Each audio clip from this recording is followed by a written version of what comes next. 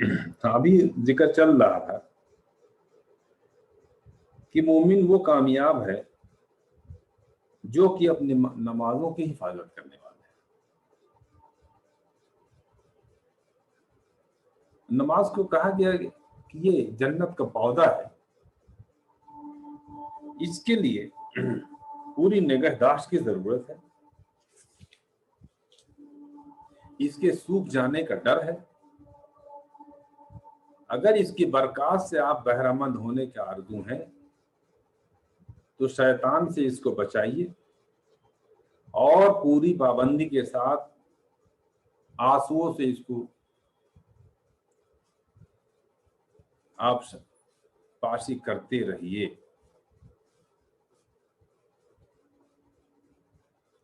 तब आपको मालूम होगा कि आपके रब ने इसके अंदर आंखों की क्या ठंडक छिपा करके रखी है।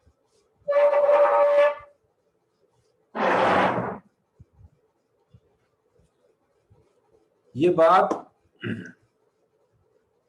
कि नमाज ही तमाम दीन की मुहाफिज है, कुरान में जगह जगह बयान हुई है। ये दीन की इस हिकमत की तरफ इशारा है कि नमाज ही से तमाम नेकियां नशोनुमा पाती हैं और वही अपने एक सर्किल में उनकी हिफाजत भी करती है।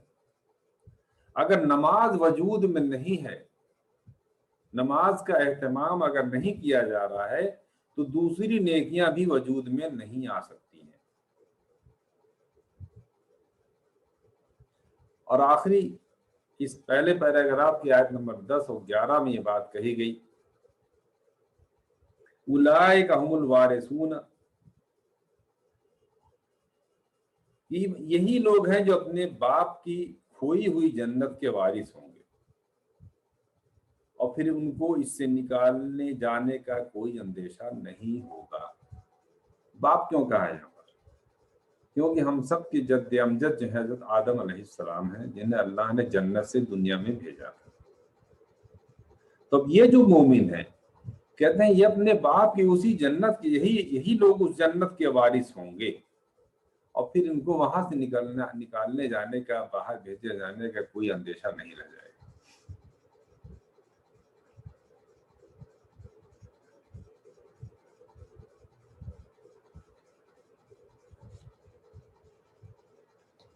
ये जो चंद आयतें थी इसको समअप करते हैं, इसमें जो खास खास बातें हैं उसको नोट कर लीजिए क्या क्या है। पहली बात कि अल्लाह के यहाँ तमाम कामयाबी का इन्हिसार इस बात पर है, उस ईमान पर है जो आदमी के अंदर रासिख है। महज ऊपरी और ज़ाहिरी तौर पर ईमान, उसके यहाँ ऐसे ईमान की कोई पूछ नहीं है। दूसरी बात, ईमान का सबसे पहला जो एक्सप्रेशन है वो है नमाज। नमाज ही बताती है कि इंसान के अंदर ईमान है। जिस ईमान से नमाज ही ना पैदा हो वो एक ऐसा दरख्त है जो सिर्फ जलाने के काम आएगा। तो इंसान के ईमान का इन्हिसार नमाज पर है।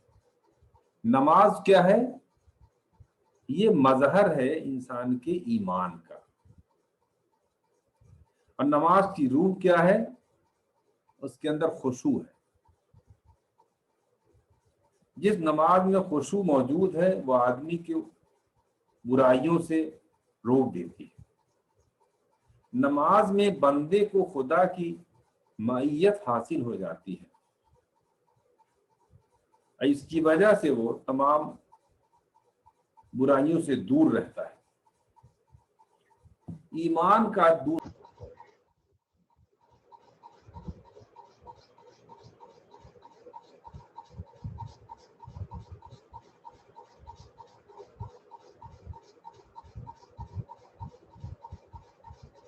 कनेक्ट अब हो गया है।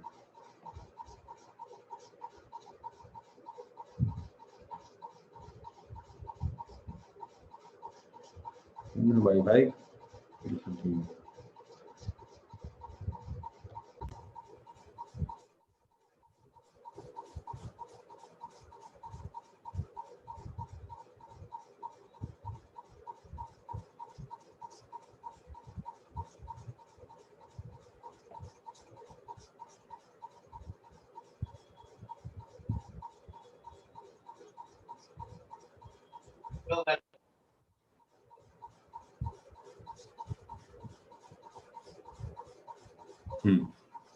یہ انٹرنیٹ کا پرابلم ہے تھوڑا.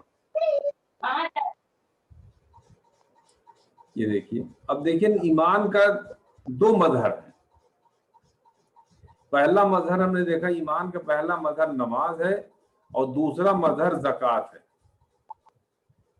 ایمان والا کیسے پتہ چلے گا؟ اپنی نمازوں کی حفاظت کرنے سے پتہ چلے گا ایمان والا ہے، اور دوسرا ہے کہ وہ زکوٰۃ بھی ادا کرتا رہتا ہے، اپنی زکوٰتوں کو ادا کرنے والا ہے. اور شریعت کے یہ دو سب سے بڑے حکم ہیں، انہی پر شریعت کا دار و مدار ہے.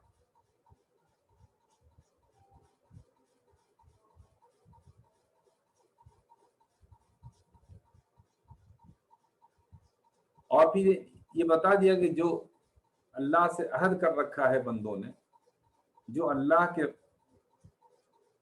نے اس سے عہد لیا تھا، یا جو امانت اللہ نے اس بندے کے ذمے کی ہے، یہ ان کا پاس کرتے ہیں.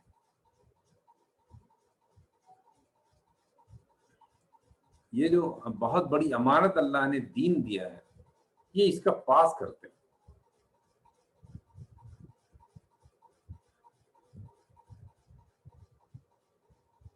اور پھر آخر میں دوبارہ اسی بات کو دہرایا ہے کہ یہ لوگ نمازوں کی حفاظت کرتے ہیں، اور ان کی نماز ایک شہر پناہ کی طرح ان کے پورے دین کی حفاظت کرتی ہے. اور جو لوگ ان صفات کے حامل ہوں گے وہی خدا کی جنت کے وارث ہوں گے، اور یہی اصل کامیابی ہے.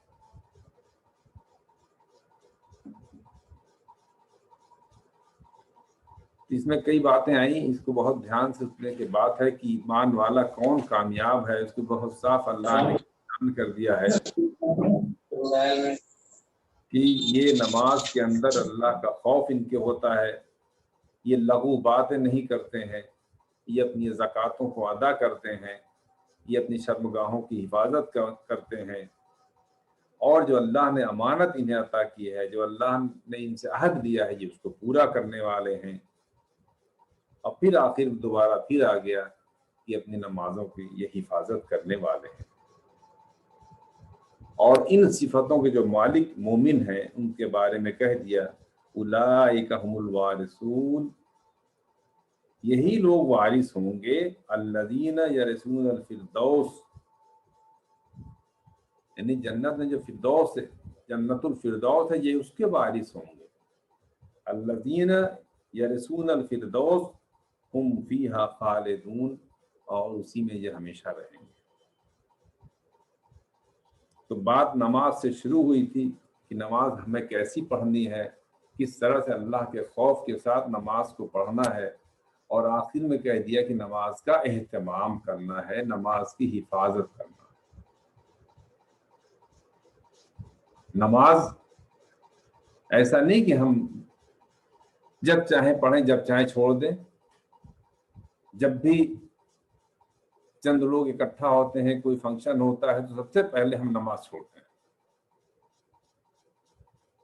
بجائے اس کے اور لوگوں کو نماز کی طرف لے جانے کے پورا کا پورا گھر نماز چھوڑ دیتا ہے. اور یہاں حکم دیا جا رہا ہے کہ یہ لوگ اپنی نماز کی حفاظت کرتے ہیں. تو نمازوں کی حفاظت کا انتظام ہمیں خود کرنا ہے کہ ہم اگر گھر سے نکل رہے ہیں تو نماز کا وقت ہو گیا تو پڑھ کے نکلیں گے. اگر ہم جہاں پہنچ رہے ہیں تو وہاں پر انتظام ہونا چاہیے کہ ہماری نماز وہاں مل جائے، یا راستے میں اگر کوئی انتظام ہے تو ہم راستے میں نماز کا اہتمام کر لیں. لیکن یہ اہتمام بہت ضروری ہے، یعنی جب ہم گھر پر ہوں تو بھی، اور جب گھر سے باہر نکلیں، اکیلے ہوں تنہا تب بھی، اور جب محفل میں ہو تو بھی ہمیں اپنی نماز کی حفاظت خود کرنی ہے.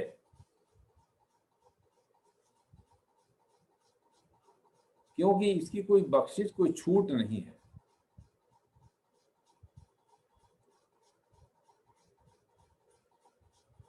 امید ہے کہ آج کی آیت، یہ اس سے پہلے یہ پڑھی گئی تھی سورہ مومنون، اس میں اس سورہ میں بہت سی باتیں اور بھی آئی ہیں.